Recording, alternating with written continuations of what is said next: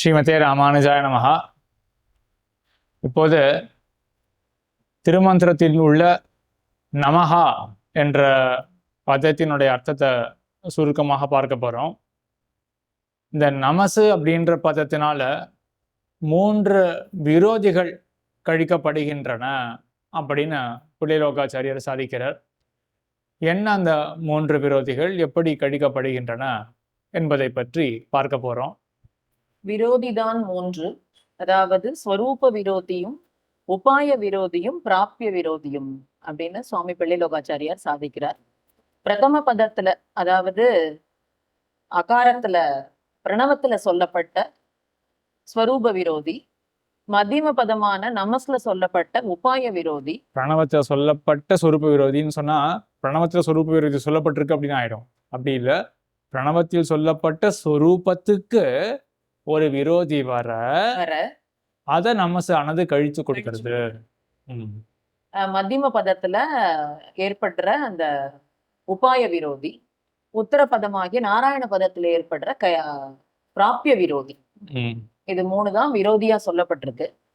அப்போ காகாட்சி நியாயத்தால பூர்வ உத்தர பதங்கள், அதாவது பிரணவம் நாராயண பதத்துல 2லயும் இந்த நமஸானது 2ஓடையும் சேர்ந்து அன்வயிச்சு விரோதியை கழிச்சு கொடுக்கறது அப்படின்னு காகாட்சி நியாயத்தால இந்த வாக்கியத்துல. காகாட்சி நியாயம்னா, காகாட்சி நியாயம்னா காகமானது எப்படி 2 பக்கமும் பார்க்குமோ அது போல நமஸானது முன்னாடி இருக்கிற பிரதம பதமான அந்த பிரணவத்திலையும் பின்பதமான நாராயண பதத்தையும் இருக்கிற விரோதியை கழிச்சு கொடுக்கிறது.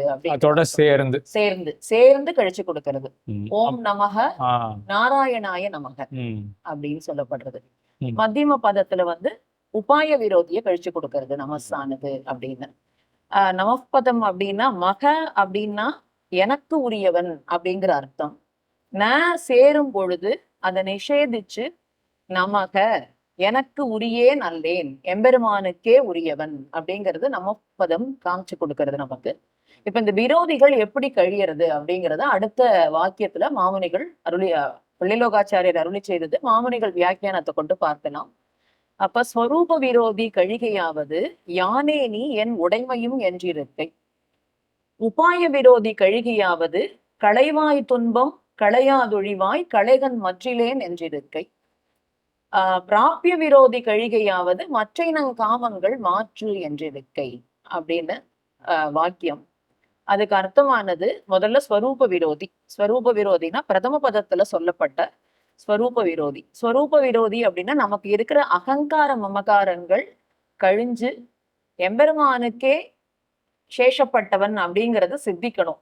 ஆனா யானே நீ என் உடைமையும் நீயே அப்படின்னு சொல்ற இடத்துல யானே நீ அப்படின்னா ஜீவாத்மாவானவன் எம்பெருமானை பார்த்து யானே நீ அப்படின்னா ஜீவாத்மா நான் தான் நீ அப்படின்னு சொல்லி அதுக்கு முன்னாடி விரோதிக்கு வந்துருங்க. யானே எந்தனதே என்கிறேன். ஆமா, என்ன ஆழ்வார் சாதிக்கிறார். அப்போ இந்த ஆத்மாவானது என்னுடையது அப்படின்னு நினைச்சுட்டு இருந்தேன், அப்படி கிடையாது. யானே எந்தனதே என்றிருந்தேன்ங்கிற இடத்துல அகங்காரம், யானே அப்படின்னா அகங்காரம், எந்தனதே அப்படின்னா மமக்காரம், இது 2ஐயும் கழிக்க போகிறது இந்த முதல்ல ஸ்வரூப விரோதியில பார்க்க போறோம்.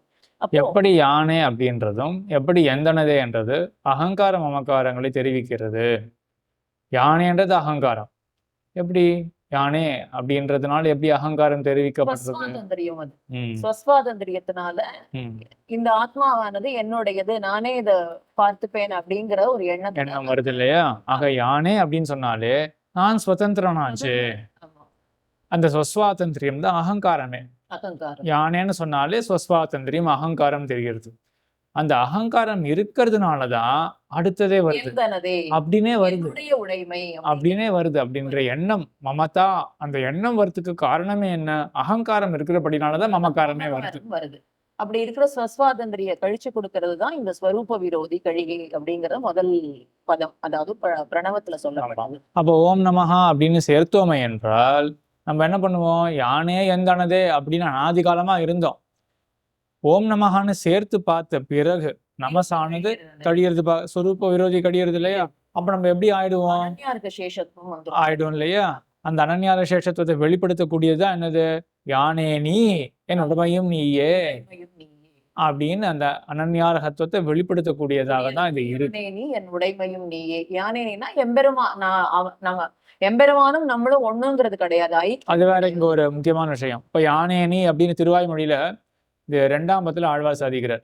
யானே எந்தனதே என்றிருந்தேன் யானே நீ என்னோட மையம் நீயே அப்படின்னு சாதிக்கிறாரா? அப்ப யானே நீ எம்பெருமான், யான் யானேதான் நீ. இது அத்வைத்தம் சொல்றது போல இருக்கு. தத்துவமசின்னு சொல்றது போல, அத்வைத்தத்தை சொல்றது போல இது இருக்கு. ஒன்றுன்னு சொல்ற மாதிரி இருக்கு. அப்படி கிடையாது. பரமாத்மா ஜீவாத்மா ஐக்கியம் கிடையாது. எம்பெருமான சார்ந்தே இருக்கிறான் ஜீவாத்மா. அதனால அவனுக்கு சேஷப்பட்டவன், எம்பெருமானுக்கு ஜீவாத்மாவானவன் சேஷப்பட்டவன் அப்படிங்கிறது தெரியுது. அப்படி இவன் உணர்ந்தாதான் அனன்யார்க சேஷத்துவமானது சித்திக்கும். அப்ப ஸ்வரூப விரோதியானது அந்த இடத்துல கழிக்கப்படுகிறது அப்படின்னு பிரணவத்துல சொல்லப்பட்ட ஸ்வரூப விரோதி முதல்ல யானை. மறுபடியும் சொல்றேன், பிரணவத்துல சொல்லப்பட்டது ஸ்வரூப விரோதி கிடையாது. பிரணவத்துல சொல்லப்பட்டது ஸ்வரூபம். என்னது? எம்பெருமானுக்கு ஆட்பட்டிருத்தல், சேஷத்துவ ஸ்வரூபம். சேரும் பொழுது இதை கழிச்சு கொடுக்கிறது. என்ன கழிச்சு கொடுக்கிறது? எம்பெருமானுக்கு ஆட்பட்டு இருக்கிறது. இத்தனை நாள் வரைக்கும் ஏன் ஆட்படாமல் இருக்கிறான்? சுவாதந்திரிய புத்தியாலதான். அப்போ அந்த சேஷத்துவ ஸ்வரூபத்துக்கு விரோதமா இருக்கக்கூடிய இந்த சுவாதந்திரிய புத்திய கழிச்சு கொடுக்கறது இந்த நமஸ்தானது. ஓம் நமஹா அப்படின்னு சொன்ன உடனே எம்பெருமானுக்கே ஆட்பட்டவன். இத்தனை காலம் வரைக்கும் ஏன் அந்த மாதிரி இல்லை? நான் அகங்கார யுக்தனாக நான் இருந்தேன். நமஸ்பதம் அதோட சேரும் பொழுதுதான் அதை கழிச்சு கொடுக்கறது. அப்ப அகங்கார மமகார ரஹிதனாக கொண்டு எந்தவித இந்த மாதிரி அகங்கார மமதா புத்தி இல்லாமல் எம்பெருமானுக்கே நான் ஆட்பட்டவன் அப்படின்னு இந்த மொத்த அர்த்தம் எதுல இருந்து கிடைக்கிறது அப்படின்னா ஓம் நமஹா சேர்க்கும் பொழுதுதான். அப்போதான் கிடைக்கிறது.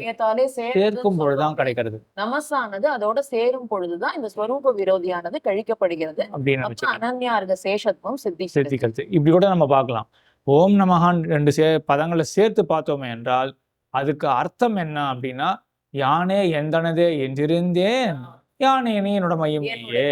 இதுதான் எக்ஸாக்டா அர்த்தம். ஓம் நமஹா அப்படின்னு சேர்த்து பார்த்த பிறகு அதனுடைய அர்த்தத்தை தான் ஆழ்வார் வெளியிடுறார். யானே எந்தனதே இருந்தேன் முன்னாடி இருந்தேன். ஆக விரோதி கழிஞ்சாயிடுச்சு. பிறகு யானே நீ என்னோட மையம் நீயே அப்படின்னு ஆயிடுறான். சார்ந்தே இருந்து அவனுக்கு சேஷப்பட்டவனாக இருக்கிறான் இந்த ஜீவாத்மா. அதனால ஸ்வரூப விரோதி கழிகிறத இந்த முதல் பதத்துல பார்த்தோம். அடுத்தது உபாய விரோதி கழிகையாவது. களைவாய் துன்பம் களையாதொழிவாய் களைகன் மற்றிலேன். நீ என்னுடைய துன்பத்தை போக்கினாலும் போக்கலேனாலும் சரி, எனக்கு வேறு புகழ் கிடையாது. ரக்ஷக வஸ்து ஒன்ன தவிர வேற யாருமே கிடையாது, நீயே ரக்ஷகன் அப்படின்னு இருக்கணும். இது ஏற்படணும் அப்படின்னா ஸ்வரக்ஷணே ஸ்வான்மயம் ஒழியணும். அந்த இடத்துல ஸ்வரக்ஷணே ஸ்வான்மயம் ஒழிஞ்சு என்னை காப்பாத்தி கொள்வதற்கு எனக்கு தகுதி கிடையாது, நீதான் என்னை காப்பாத்தணும் அப்படிங்கிற எண்ணம் வந்தாதான். ஏன்னா எம்பெருமான் சித்தோபாயமா இருக்கான், ரக்ஷகத்துவம் சித்திக்கணும். ஏன் சித்திக்கல அப்படின்னு கேட்டா அதுக்கு அந்த டேர்ம்ஸ் எல்லாம் எக்ஸ்பிளைன் பண்ணிடுங்க. சித்தோபாயமா எம்பெருமான் இருக்கான் அப்படின்னா என்ன அர்த்தம்? உபாயமா ரட்சிப்பதற்கு தயாரா இருக்கான் எம்பெருமான். ஆனா ரக்ஷணம் நடக்கல அப்படின்னா ஏன் அப்படின்னா ஸ்வரக்ஷணே ஸ்வான், நம்மளை நாமே காத்து கொள்ளுவோம் அப்படிங்கிற எண்ணம் நம்மள்ட்ட இருக்கிறதுனால எம்பெருமான் ரட்சிக்கல இது வரைக்கும். அந்த ஸ்வரக்ஷணே ஸ்வான்மயம் கழிஞ்சாதான் எம்பெருமான் ரட்சிப்பதற்கு சித்தமா ஆறான். அப்பதான் அவன் சித்தமா இருக்கான். ஆனா தடை நீங்கணும். தடைங்கிறது இந்த ஸ்வரக்ஷணே ஸ்வான்மயம். அத விலக்கினாதான் எம்பெருமான் ரட்சிப்பான். அப்ப ரட்சகத்துவம் ஏற்படுறது. அதனால இந்த மத்தியம பதமான இந்த நமசின் மூலமாக எம்பெருமான் ரக்ஷகன் அப்படின்னு நம்ம அவனை உபாயமாக கொண்டால் இந்த விரோதியானது கழிகிறது அப்படிங்கிறது இந்த நடுப்பதத்துல சொல்ல. கொஞ்சம் மாத்தி வச்சுக்கலாம். இந்த விரோதி கழிந்தால்தான் அவனை உபாயமாக கொள்ள போவோம். நம்ம ஸ்வஸ்வாதந்திரியம் கழிஞ்சு பாரதந்திரியம் சித்திச்சாதான் எம்பெருமான் உபாயம் அப்படிங்கிற ஒரு நிலை ஏற்படும் அப்படிங்கிறது மத்தியம பதமான நமசின் மூலமா நம்ம தெரிஞ்சுக்கிறோம்.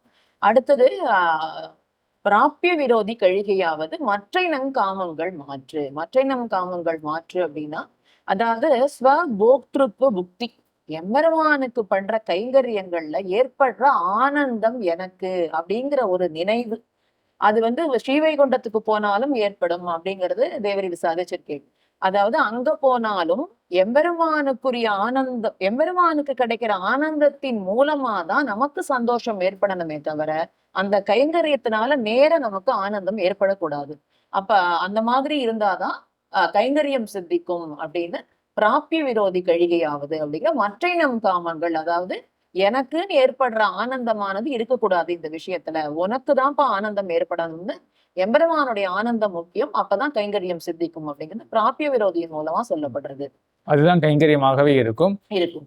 திருவாய்மொழியில் ஆழ்வார் மருந்தே நங்கள் போக மகிழ்ச்சிக்கு அப்படி பெருந்தேவர் குழாங்கள் பிதற்றும் பிரான் கருந்தேவனம்மான் கண்ணன் நுண்ணுலகம் தருந்தேவனை சோரையில் கண்டாய் மனமே. இது 1000 தான் வருதுன்னு நினைக்கிறேன், 9:3 வருது. மருந்தே நங்கள் போக மகிழ்ச்சிக்கு அப்படின்னு.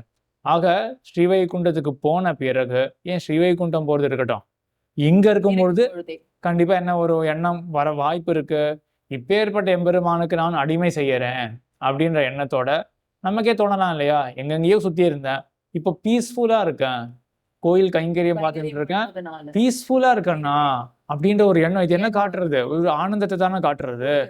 இதுவே தப்பு, இந்த எண்ணமே தப்பு.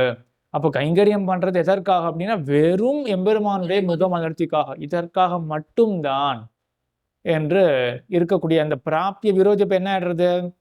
பிராபியம் நமக்கு கைங்கரியம் தான். அந்த கைங்கரியத்தை சரியாக நடக்காத படிக்க இன்னொரு விரோதி வந்திருக்கு, ஸ்வபோக்திருத்வ புத்தி அப்படின்னு வந்திருக்கு இல்லையா? அப்போ அந்த கைங்கரியம் பண்ணுவதனால் ஆனந்தம் எனக்காக அப்படின்ற நினைவு அதுவும் போக வேண்டும். எப்படி போகும்? நமோ நாராயணாய அப்படின்னு சேர்த்து பார்த்துட்டோம்னா நமசானது இதுல உள்ள விரோதியை கழிச்சு கொடுத்துறது. அப்ப நாராயணாய, நாராயணனுக்காக பண்ண வேண்டிய கைங்கரியம் அப்படின்றது தெரியறது. அங்க போயிட்டு நமஹா அப்படின்னு சொன்னோம்னா எனக்காக கிடையாது, அவனுக்காக அவனுக்காக நான், அப்போ அவனுக்காக மட்டும்தான் கைங்கரியம், எனக்கு ஆனந்தம் கிடையாது அப்படின்றதுதான் நம்ம அங்க சிக்னிஃபை பண்றோம். ஆக என்ன ஆறுது? நமஹா அப்படின்றத சேர்த்ததுனால கைங்கரியத்துல வரக்கூடிய ஆனந்தமும் எனக்காக கிடையாது, அப்படின்னு கழிச்சு கொடுக்கப்படுறது. 3 விரோதிகளை பத்தி பிள்ளைலோகாச்சாரியார் அருளி செய்துள்ளார். உப விரோதியும், உபாய விரோதியும், பிராபிய விரோதியும். அதற்குண்டான அருள் செயல் பாட்டையும் பார்த்தோம். அடியேன் ரொம்ப அழகா சொன்னீங்க. அடியேன். ஸ்ரீமதே ராமானுஜாய நமஹ.